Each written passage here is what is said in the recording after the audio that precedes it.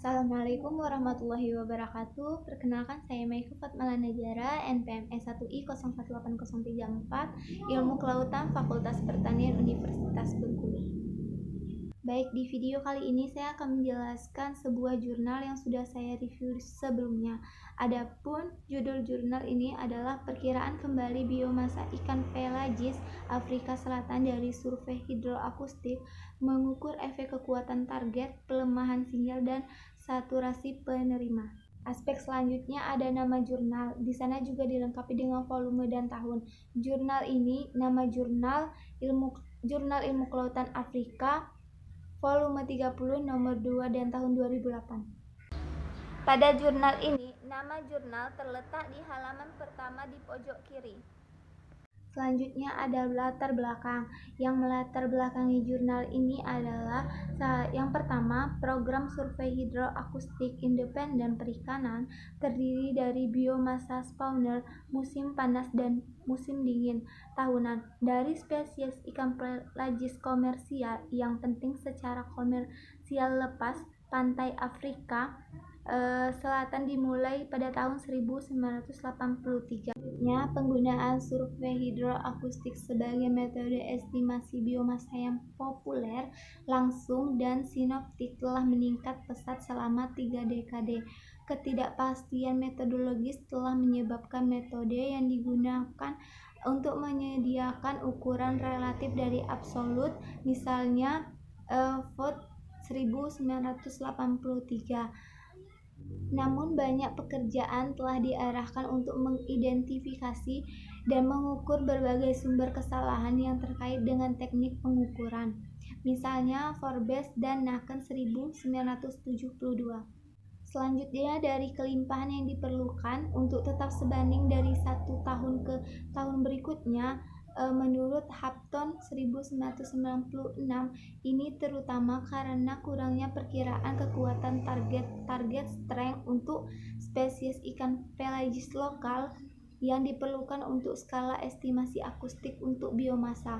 Pada awal deret waktu 1987, meskipun akurasi absolut dari estimasi biomasa spawner akustik ikan teri dinilai dengan membandingkannya dengan perkiraan produksi telur dari biomasa spawner selama beberapa tahun pertama dari deret waktu.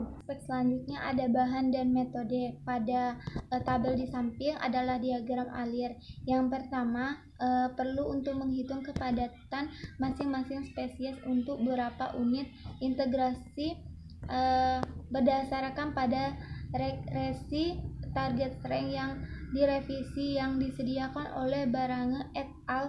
1996. Ini penting karena kepadatan masing-masing spesies untuk ESDU tertentu juga tergantung pada proporsi dan ukuran spesies yang akan terdeteksi. Yang kedua, efek saturasi penerima harus mempertimbangkan secara terpisah untuk masing-masing spesies telah menggabungkan ekspresi target strength di referensi atau saturasi penerima mempengaruhi pengukuran kepadatan ikan yang lebih besar daripada spesies lainnya. Saturasi penerima dapat diakumulasikan hanya untuk periode di mana EK 500 dan EK 60 digunakan pada tahun 1997 sampai sekarang. Aspek selanjutnya ada perhitungan biomasa dari 5 spesies ikan pelagis yang terjadi bersama, yaitu ikan teri, sarden, herring bulat, cape horse, markers, dan tube markenels.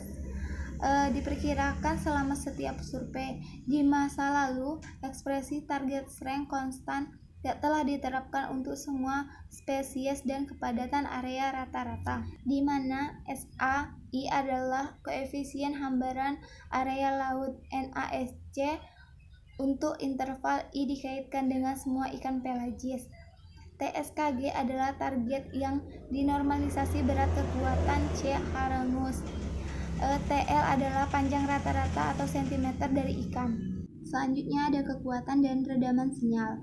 Kekuatan atau target baru spesies target dari genus yang sama umumnya tidak dapat dibedakan secara akustik. Oleh karena itu, energi yang diinterpretasikan per ESDU adalah ALO disesuaikan dengan spesies yang berbeda berdasarkan komposisi dan distribusi frekuensi panjang sampel pukat yang diambil di sekitarnya. Ketika lebih dari satu spesies ikan dari berbagai target strength hadir dalam ESDU, perlu untuk mempartisi intensitas gema antara spesies dengan mempertimbangkan berat masing-masing spesies dalam sampel dan resi target strength berdasarkan panjang diferensial. Selanjutnya, redaman sinyal. Metode yang sama dengan yang diterapkan oleh Thoresen 1997 untuk memperkirakan koefisien atenuasi sebagai fungsi dari efisien daerah hamburan balik. Untuk memperkirakan inti dari metode ini adalah melakukan sekolah dari perguruan kekuatan gema dari bawah. Di bawah sekolah mengambil gema dasar rata-rata dari daerah di sekitar sekolah di mana tidak ada ikan sebagai referensi. Aspek selanjutnya adalah hasil, yang mana hasil ini merupakan aspek yang paling penting dalam sebuah review jurnal. Estimasi biomasa yang berasal dari ekspresi target strength baru untuk ikan teri semuanya lebih tinggi kecuali untuk estimasi November dan 3 estimasi Mei. Perkiraan biomasa sarden semuanya lebih rendah dengan pengecualian satu estimasi Mei setelah inkorporasi ekspresi target strength baru. Selanjutnya ada tabel perbandingan ekspresi target strength yang baru dengan yang sebelumnya digunakan untuk spesies. Perbandingan estimasi biomasa dari survei biomasa spawner November yang diperoleh untuk ikan teri dan sarden setelah penggabungan regresi dari target strength baru dengan yang sebelumnya diperoleh dengan C. Harengus ekspresi target strength lama. Semua ekspresi berasal dari capet atau sinyal. Yang terakhir itu ada kelebihan dan kekurangan. Kelebihan dari jurnal ini memaparkan secara jelas dan tersusun mulai dari nama jurnal, judul jurnal, volume dan tahun. Tetapi jurnal ini pada hasil dan pembahasannya dibuat menyatu sehingga menyulitkan pembaca atau reviewers. Baik, itu saja yang dapat saya sampaikan dari jurnal yang sudah saya review. Maaf bila ada suara-suara yang tidak diinginkan. Sampai ketemu di video selanjutnya. Assalamualaikum warahmatullahi wabarakatuh.